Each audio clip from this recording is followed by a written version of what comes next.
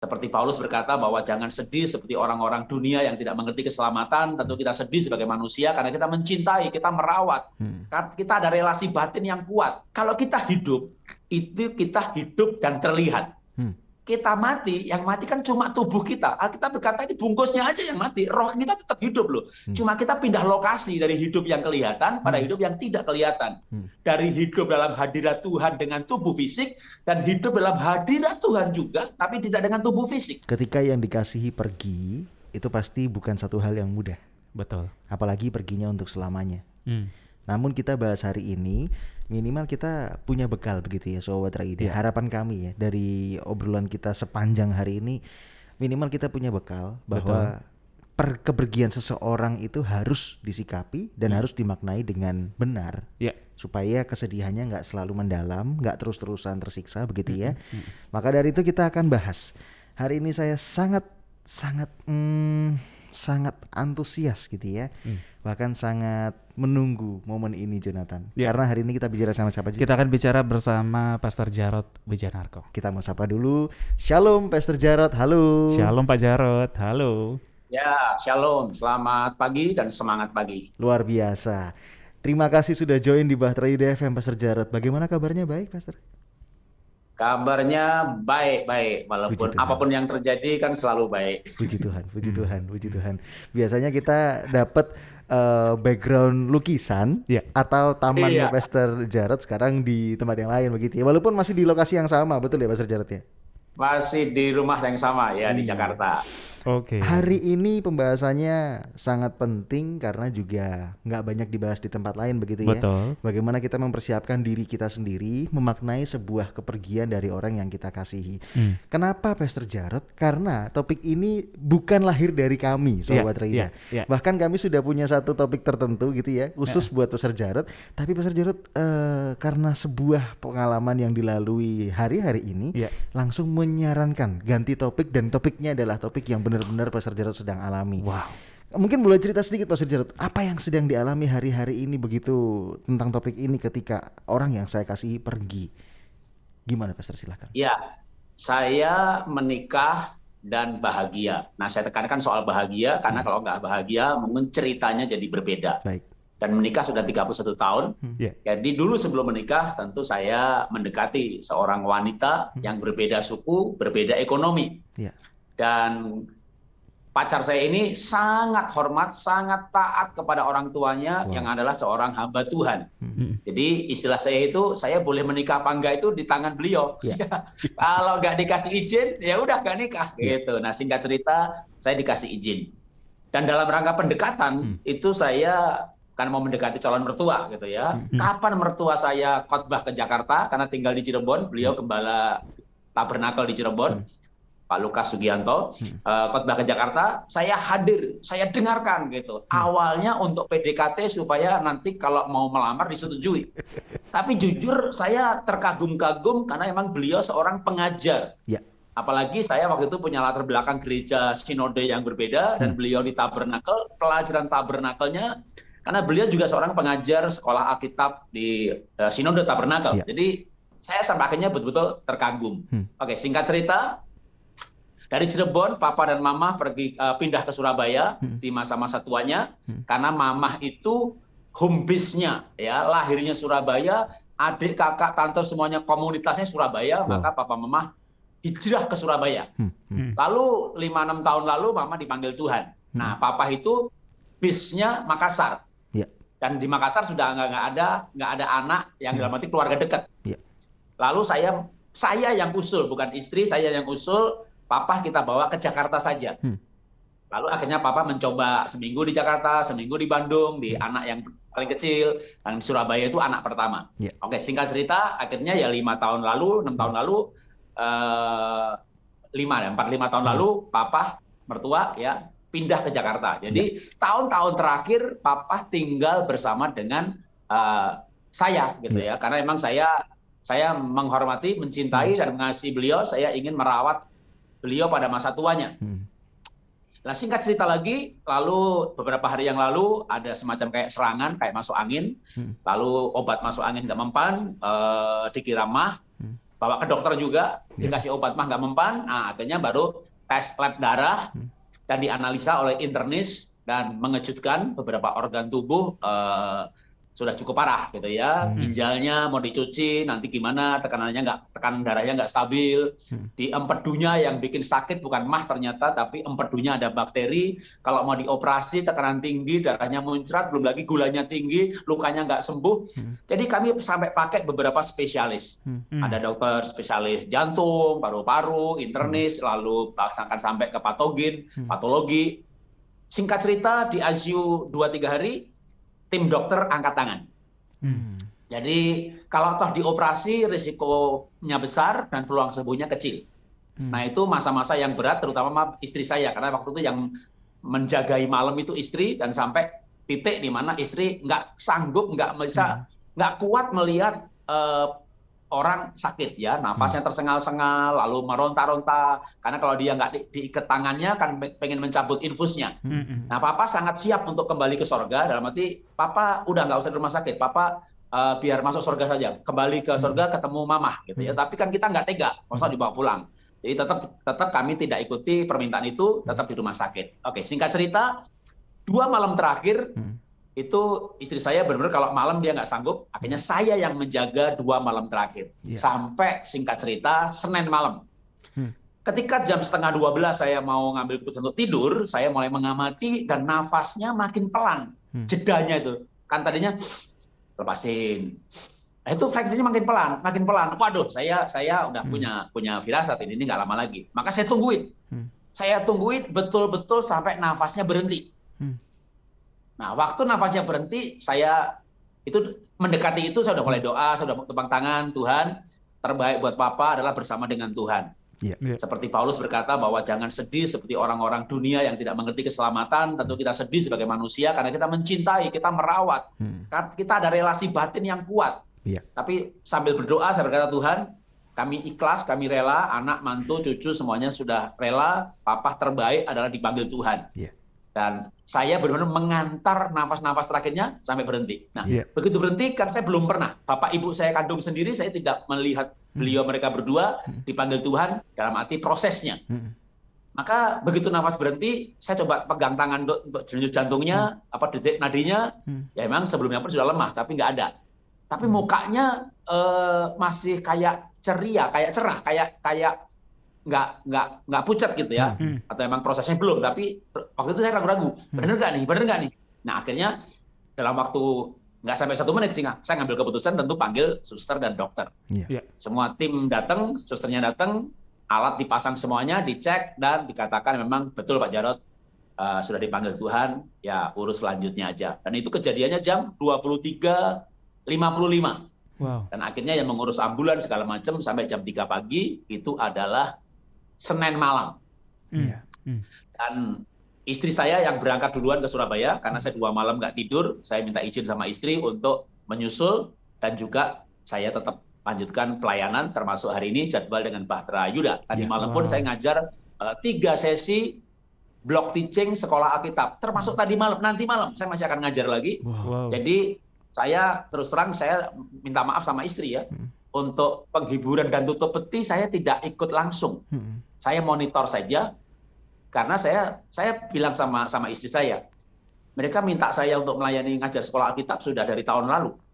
Memang pasti kalau kita minta izin karena kepergian orang tua, mereka pasti oke. Tapi saya bilang, mata pelajaran saya ini kan unik banget mengenai keluarga, dan mencari pengganti dalam waktu mendadak kan memang meninggal juga nggak direncanakan. Jadi yang saya bersyukur juga istri itu paham gitu ya.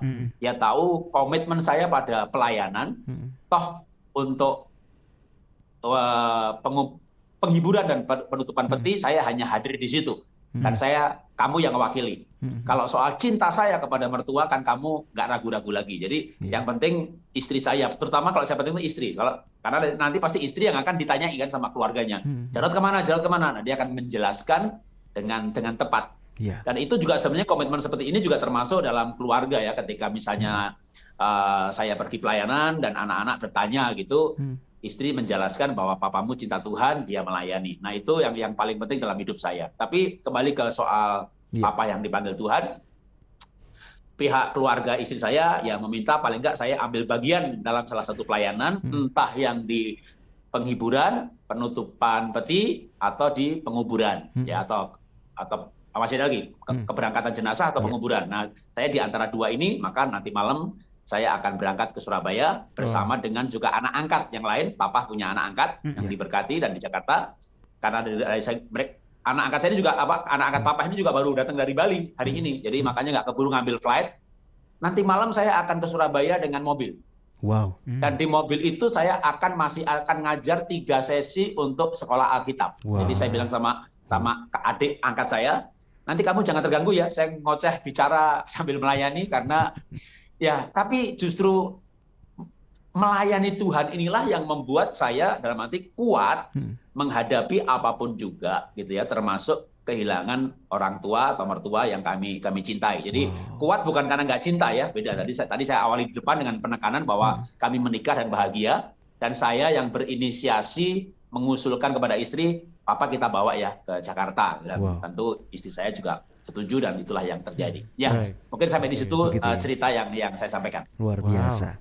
Dari hal yang mendadak begitu ya, yang nggak kita inginkan juga, tapi menyikapi hal tersebut dengan cara yang dewasa, lalu juga tetap komit pada pelayanan, itu bukan hal yang mudah gitu ya, Jay ya. Iya, betul. Sebagian orang, bahkan mungkin kita semua, Pastor Jarod, kita butuh waktu move on. Betul. Kita butuh waktu move on. Saya masih ingat ketika mama mertua saya pergi, butuh berbulan-bulan, butuh berminggu-minggu.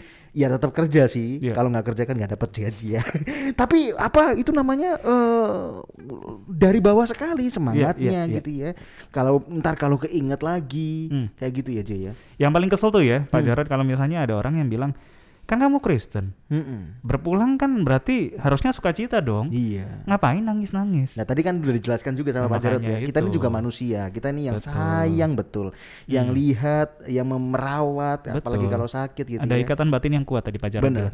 Tapi sebenarnya arti kematian bagi anak-anak Tuhan yang benar itu kayak gimana sih Pak Jarod? Kita dudukan dulu nih ya definisi yang benar arti kematian buat anak-anak Tuhan, supaya kita ini nggak miss begitu, Pastor. Kayak gimana sih, Pastor? Ya, menurut saya intinya justru di situ ya. Inti atau yang membuat kita kuat atau bersikap, tentu kita menangis, kita sedih ya. Istri saya juga sampai masuk kamar mandi sebelum Papa dipanggil Tuhan ya, waktu Papa masih bisa merasakan sakit dan kesakitan dan nafasnya susah ya, istri saya di depan Papa ya dia kuat, tapi dia masuk kamar mandi dia nangis. Saya pun juga sempat 2 kali menangis sebenarnya waktu saya dalam 2 malam itu nggak tahan melihat orang sakit gitu ya. Jadi itu ikatan batin manusia yang sangat normal, di mana kita sedih gitu. Tetapi dalam hal khususnya kematian, saya sebenarnya bukan hanya kali ini ya menghadapi kematian orang yang dicintai, khususnya adalah orang tua, yaitu bapak saya sendiri, ibu saya sendiri. Mamah terus terang saya malah justru ikatannya mamah mertua ya nggak sekuat dengan papa, karena kalau mamah ini kan yang sejak mulai sakit-sakitan dirawat sampai meninggal itu yang merawat adalah kakak istri saya di Surabaya. Tapi kalau papa ini kan tinggal sama kita, jadi tiap pagi minum kopi bareng, habis kopi jadi ada ritmenya gitu ya, minum kopi di teras itu. Papa minum kopi di situ, ya saya di situ. Terus nanti sarapan bareng lagi. Walaupun tidak banyak ngobrol, tapi itu interaksi. Yang paling banyak ngobrol itu biasanya kalau makan malam. Ya, hari-hari terakhir tuh Papa idolanya mulai dari Ahok waktu itu, lalu ganti ya Esra Soru, udah pokoknya semua khotbah Esra Soru dia dengerin, lalu dibahas bareng-bareng gitu ya, termasuk juga yang gereja palsu gitu. Lalu akhirnya ganti Kristen Prince gitu ya, wah Papa suka sekali dengar khotbahnya Prince, lalu kita bahas gitu. Lalu belakangan ini Paul Sang gitu, udah apapun khotbahnya, pokoknya dia follower yang setia, jadi setiap hari membahas Paul Sang gitu. Nah itu tanpa sadar berbicara setiap hari itu membangun relasi. Beda dengan mamah, bukan saya nggak cinta mamah mertua, tapi saya nggak berketemu tiap hari. Nah makanya papa ini bagi saya relasinya cukup dalam karena bertemu tiap hari. Bahkan bapak ibu saya waktu sakit yang merawat adik saya, tapi itu kan bapak ibu kandung ya. Nah, tapi saya juga termasuk waktu bapak dan ibu saya pun tuh kami move-nya cepat sekali. Jadi mungkin saya sambil cerita yang bukan hanya papa mertua ya. Jadi ibu saya sakit jatuh sakitnya itu berkali-kali. Kalau papa ini benar-benar kayak 4 tahun terakhir di Jakarta tuh ya baru kali ini masuk rumah sakit, lalu dipanggil Tuhan. Dan memang itu doa istri saya supaya tidak perlu lama menderita. Dalam keadaan 10 hari sebelumnya ulang tahun, papa mertua ya, happy, lalu cucu datang, orang kumpul, itu lalu 10 hari kemudian sakit terus dipanggil Tuhan ini. Jadi prosesnya cepat banget. Ibu saya termasuk yang prosesnya lama, dalam arti masuk rumah sakit, keluar lagi, masuk rumah sakit, keluar lagi, sampai akhirnya mendekati hari-hari ya memang waktu itu belum masuk rumah sakit ya, tapi kita kayak punya firasat gitu. Itu saya juga lagi pelayanan di Toraja. Jadi saya sedang pelayanan cukup jauh nih kan di luar pulau gitu. Dan singkat cerita waktu itu pagi hari saya ditelepon sama adik saya, Mas, Ibu dipanggil Tuhan. Oh oke, ya, saya ambil flight terakhir besok nyampe gitu. Dan itu saya sedang mimpin retret untuk para hamba-hamba Tuhan. Jadi saya kembali ke ruangan retret dan saya melanjutkan pelayanan saya 3 sesi tanpa memberitahu ke panitia apa yang terjadi.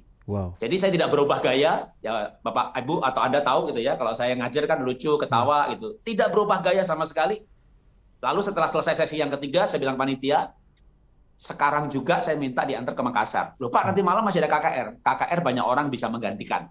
Tapi kalau mengajar, seminar, apalagi tema khusus, saya selesaikan. Loh Bapak kenapa pulang mendadak? Saya bilang ibu saya dipanggil Tuhan. Kapan Pak? Tadi pagi. Bapak baru tahu? Tidak. Sudah tahu tadi pagi. Itu panitia Pak. Bapak sudah tahu tadi pagi? Iya. Kok Bapak ngajar berubah gayanya? Ya, kan saya melayani Anda.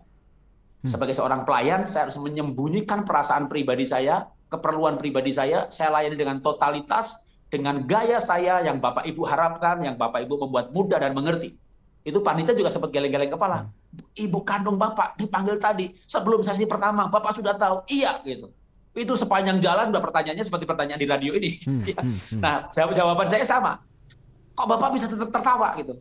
Saya bahkan bicara agak aneh gitu mungkin bagi mereka atau bagi Anda gitu ya. Kalau saya ketawa emangnya ibu saya bangkit lagi. Ini kalau saya bicara ibu saya gitu ya. Jadi tidak akan mengubah keadaan, tapi yang pasti keyakinan saya kuat sekali seperti yang firman Tuhan katakan, apa itu kematian. Kalau kita hidup, itu kita hidup dan terlihat. Kita mati, yang mati kan cuma tubuh kita. Alkitab berkata ini bungkusnya aja yang mati, roh kita tetap hidup loh. Cuma kita pindah lokasi dari hidup yang kelihatan pada hidup yang tidak kelihatan. Dari hidup dalam hadirat Tuhan dengan tubuh fisik, dan hidup dalam hadirat Tuhan juga, tapi tidak dengan tubuh fisik. Nah, itu saya punya keyakinan itu kuatnya luar biasa. Dan itu yang saya yakini, itu yang saya hidupi, makanya bukan yang pertama kali saya menghadapi kehilangan orang dengan sikap yang mungkin bagi orang lain, ya nggak tahu ya gimana pendapat orang lain, tapi saya menghidupi apa yang Alkitab ajarkan gitu ya. Jangan berduka cita seperti orang dunia. Tentu saya menangis waktu ibu saya meninggal, dan itu pun juga gara-gara saya masih menyelesaikan sesi 3, sopirnya udah ngebut, tapi istri saya bilang jangan ngebut, nanti malah yang mati tambah 2 gitu. Saya dan kamu gitu. Dan betul sampai di Makassar, sampai di pesawat, sampai di airport di Makassar, flight terakhir sedang dalam perjalanan mau take off. Jadi sudah bergerak pesawatnya. Tentu nggak bisa dihentikan lagi. Dan kami ketinggalan pesawat. Dan akhirnya saya menyusul ke Solo dan sudah di acara pemakaman. Lihat petinya pun penutupan peti enggak. Tapi sekali lagi saya tidak menyesali hal itu kalau saya mengenang dan menceritakan kembali. Menghadapi orang-orang yang kehilangan itu karena pengertian arti kematian bagi kita orang percaya. Bahkan sampai Paulus itu berkata, hiburkanlah mereka dengan perkataan ini bahwa orang yang mati dulu dalam Tuhan itu tidak akan mendahului kita. Tapi kalau nanti kita Tuhan Yesus datang, kecuali saat ini Tuhan Yesus datang gitu ya. Kalau enggak, bahkan kalau Tuhan Yesus datang pun gitu, maka yang mati akan dibangkitkan dulu. Maka istilahnya mereka itu sekarang yang tepat kan rest and peace gitu ya, istirahat di dalam damai sejahtera, dalam ketenangan, seperti orang yang di sebelahnya Tuhan Yesus waktu disalib gitu ya, berjumpa aku di Firdaus, sebuah kehidupan yang jauh lebih baik. Nah itu saya yakinnya luar biasa. Maka itu ketika orang-orang, terutama ya, memang tentu berbeda ya, jujur harus berbeda. Misalnya gini, dan jangan sampai terjadi. Waktu anak saya Juni kemarin kena COVID. Kan saya juga tetap melayani, nggak ada pelayanan yang saya batalkan. Anak saya isolasi di rumah dan saya merawatnya. Tapi jujur, saya bilang sama Tuhan waktu itu, saya bilang begini, Tuhan, kalau anak saya dipanggil Tuhan, saya tidak siap. Tuhan panggil saya lebih siap. Jadi ada bedanya karena anak masih muda, umurnya masih panjang. Tapi ayah saya, ibu saya, mertua saya, bapak saya 88 tahun dipanggil Tuhan, ibu saya 84, mertua saya ini baru 10 hari setelah ulang tahun 79. Menurut saya sudah memang waktunya dan juga jauh lebih baik bersama dengan Tuhan daripada hidup kalau sakit. Makanya saya bilang sama Tuhan dalam doa waktu papa mulai masuk rumah sakit, Tuhan, kalau sembuh kami minta kesehatan. Tapi kalau misalnya sembuh tapi nggak sehat, lebih baik Tuhan panggil. Itu dari awal masuk rumah sakit saya walaupun nggak berani ngomong begitu sama istri ketika di hari pertama, tapi dalam hati di hari keempat, kelima mendekati, kita suami istri sudah sepakat. Kalau dia sembuh tapi lumpuh, kalau dia sembuh tapi makannya susah, kalau sembuh dia harus disuapin, kami mulai sehati suami istri. Baru belakangan sehati juga dengan adik ipar, kakak ipar, istri saya dengan kakaknya, dengan adiknya untuk mengajak doanya sepakat, gitu ya. Jangan adiknya minta sembuh, kakaknya minta dipanggil Tuhan. Nah itu kami sekeluarga, puji Tuhan bisa sepakat. Karena banyak juga yang nggak bisa sepakat ya ketika orang tua di rumah sakit. Betul. Akhirnya ya menurut saya penderitaannya berkepanjangan, akhirnya meninggal juga. Nah, yang saya mau ceritakan lagi juga mengenai papa, ini ulang tahun 79 itu dirayakan dan betul-betul sehat. Tapi hari-hari menjelang ulang tahun pun papa itu udah sering ngomongin soal Paul Sang gitu ya, idola barunya. Itu dia sudah sering bicara, nanti kalau papa sakit ya, nggak usah dibawa ke rumah sakit, rawat di rumah aja supaya lebih cepat. Itu sudah ngomong begitu gitu. Kalau sampai di rumah sakit papa nggak mau ya dipasangi selang-selang banyak banget ya, nanti akhirnya hanya perpanjang hidup dengan menderita. Makanya hari pertama dibawa ke UGD, dipasangin infus, itu sama papa dicabutin semuanya. Dia cabut semua infusnya. Aduh, sampai waktu itu istri saya yang jaga, Pak, jangan dicabut. Akhirnya sama dokter ambil keputusan, tangannya diikat. Karena papa memang nggak mau gitu ya. Dia kalau sakit maunya cepat pulang ke sorga gitu. Itu juga satu hal yang membuat kami sebenarnya lebih kuat ya. Bukan hanya arti bagi saya kematian, tapi arti kematian bagi papa saya. Karena dia juga seorang hamba Tuhan yang mengerti betul arti kematian. Jadi beliau juga kuat menghadapi hal itu. Nah, itu juga tentu membuat kita kuat ya. Kalau kita misalnya menghadapi orang tua yang takut mati gitu kan, begitu mau mati kan kita juga takut kan, ini matinya kemana, surga atau neraka gitu. Tapi kalau yang bersangkutan sendiri, papa sendiri, dia bahwa papa sangat siap di surga ketemu Tuhan, ketemu mama. Jadi secara mental, nah ini menurut saya arti kematian ini kalau dipersiapkan juga bukan hanya untuk diri kita ya, tapi untuk orang tua kita, supaya orang tua kita punya arti kematian yang indah. Karena persiapan psikologis maupun persiapan rohani itu penting banget ya. Karena nanti kan begitu, kan bisa bicara bahwa sorga itu bagus gini, begitu kecenderaan sakit mau meninggal, ketakutan loh. Iya. Betul. Jadi berbeda ketika, makanya saya waktu mau cerita ketika melihat ya mertua saya nafasnya mulai jarang-jarang itu, saya lihat mukanya nggak ada muka takut loh, bener mukanya tenang, nafasnya tuh pelan, makin pelan, terus kayak tidur gitu. Saya pikir tidur di kali itu, enggak loh, dipanggil dokter betul jantungnya udah nggak berdetak. Jadi saya yakin papa pun menghadapinya itu dengan ketenangan yang luar biasa, sehingga kami juga akhirnya itu menurut saya juga menambah faktor bagaimana kami menghadapi kehilangan. Ya, Tuhan berkati. Seperti itu ya. Luar biasa. Ini sharing pengalaman dari Pastor Jarod yang lengkap ya. Mengajarkan sesuatu yang dilakukan. Begitu ya. Sekali lagi Sobat Raida, narasumber kami hari ini sedang sharing apa yang dilakukan hari-hari ini, yang dialami, yang dialami hari-hari ini. Semoga boleh memberkati Anda. Narasumber kami, Pastor Jarod ada di mana nih, Jo? Ada Anda mau kenalan boleh, Anda mau bantu menghibur Pak Jarod, boleh. Memberikan kayak bela sungkawa gitu. Bener, ya. Dan doakan juga ya. Dan doakan juga, Anda bisa follow dulu, Anda bisa chat DM gitu ya di ir_jarod_wijanarko. Yes, seperti itu. Silakan di follow untuk nambah teman di sosial media ya. Yes. Pak Jarod hari-hari ini pasti akan lebih sibuk daripada hari-hari biasanya. Tapi doa kami selalu buat menyertai Pak Jarod, sehat selalu sekeluarga Pak Jarod. Apalagi hari ini akan on the way dari Jakarta ke Surabaya. Hati-hati naik mobil lagi. Sudah saya bayangin itu 8, 9, 10 jam sepertinya ya. Jaga kesehatan selalu Pastor Jarod, dan pelayanan Pastor Jarod dimanapun Pastor Jarod berada boleh semakin luar biasa. Amen. Ya Pastor. Sekali lagi luar biasa sharing hari ini Pastor Jarod. Terima kasih Pastor Jarod. Tuhan berkati. Tuhan berkati. You are listening to pujian terbaik yang memberkati. 96.4 Bahtera Yuda FM. The sound of faith, hope, and love.